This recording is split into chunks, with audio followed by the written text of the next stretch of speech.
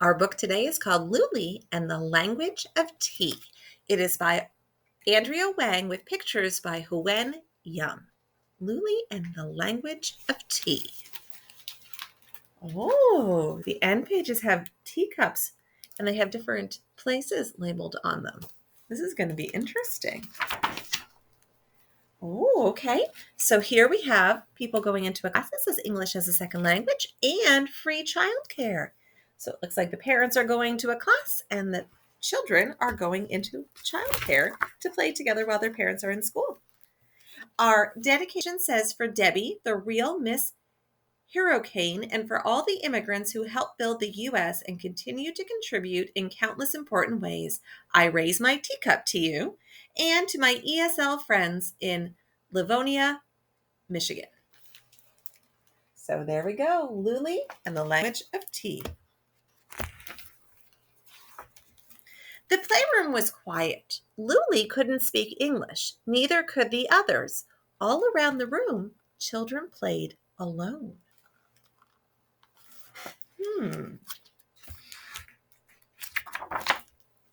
Last time Luli had played by herself too, until she had an idea. She'd drawn it for Miss Hurricane.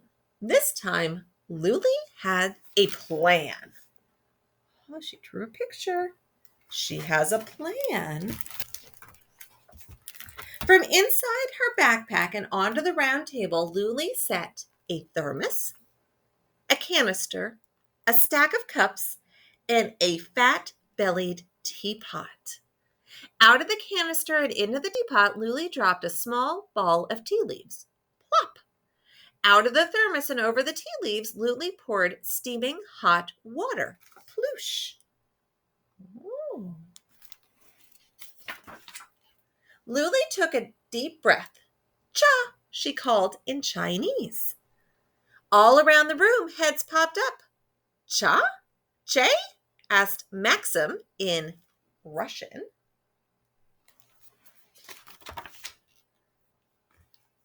E? Anya said in Hindi.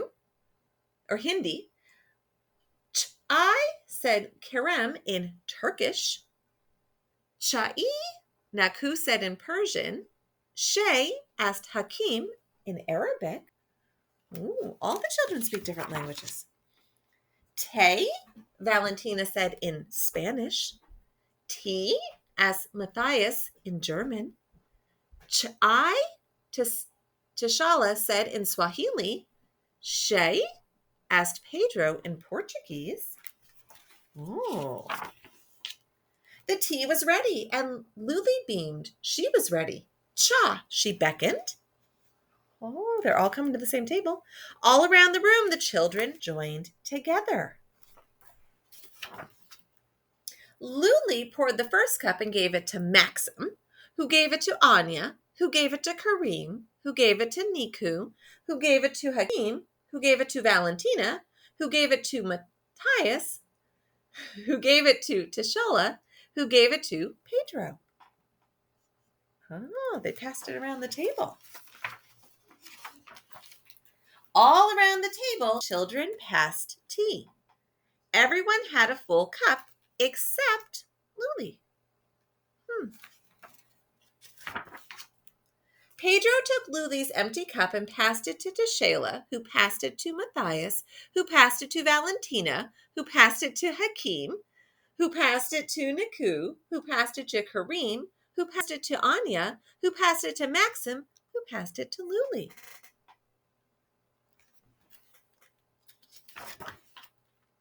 All around the table, each child gave a little tea. Now everyone had a share. Hands curled around warm cups, mouths curved into shy smiles. Luli took another deep breath and pulled out one last surprise. She held up a box and spoke her new favorite word in English. Cookie. The playroom was no longer quiet. Luli's teapot was empty, but her heart was full.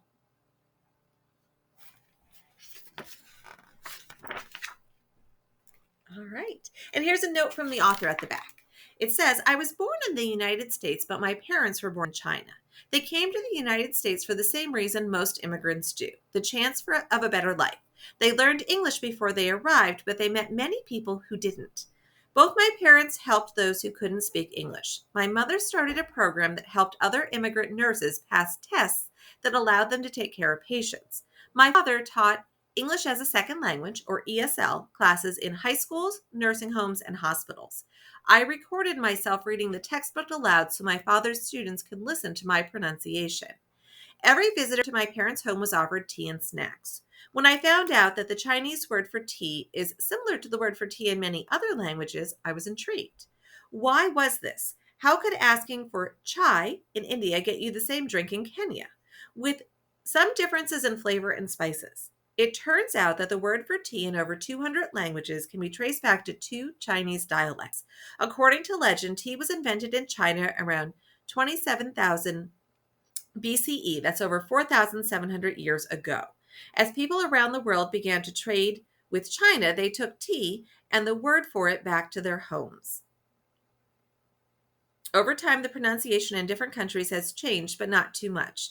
And whether you say cha, te, or chai, you are drinking the same thing. And then about the children and languages in this story. All the children in the story are immigrants from countries where tea drinking is a large part of their culture. Although Ireland and the United Kingdom are among the world's biggest tea consumers, they are not included in this story because English is one of their official languages. The languages in this book have multiple dialects and regional variations. For example, Luli speaks a dialect of Chinese called Mandarin. I tried to present the pronunciation of the most widely spoken dialect or official languages of each particular country. And then there's a little map that shows the countries that the children in the story were from. And it tells like how much tea they drank in those countries in 2019. But then all those little teacups that we saw at the beginning of the story are from the countries that the children were from. So that's Luli and the language of tea.